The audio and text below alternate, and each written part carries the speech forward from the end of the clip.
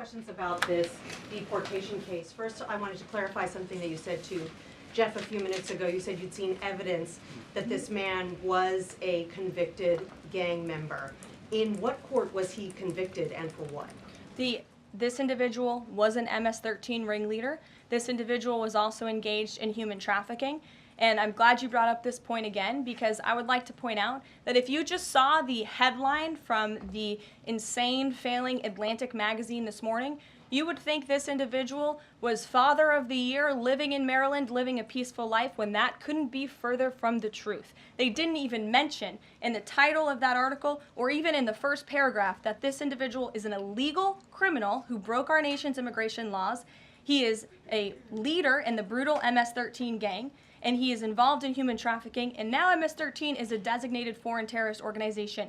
Foreign terrorists have no legal protections in the United States of America, and this administration is going to continue to deport foreign terrorists and illegal criminals from our nation's interior. But a judge ordered that he should remain in this country. So are you saying that it is okay to ignore a judge's ruling if you don't like it? Who does that judge work for? He's an immigration It was judge. an immigration judge who works for the Department of Justice at the direction of the Attorney General of the United States, whose name is Pam Bondi, who has committed to eradicating MS-13 from our nation's interior. And let me tell you why we've made this commitment. MS-13, may I remind each and every one of you, is a brutal and vicious gang. They raped and strangled a 20-year-old autistic woman to death in Maryland. They hacked 4 people to death with machetes in a park on Long Island.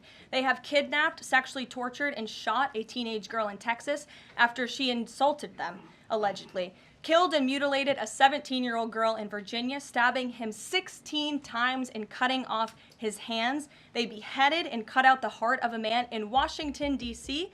They raped and murdered a 13-year-old girl in California. They sex trafficked a slew of young girls, including one who was just 12 years old.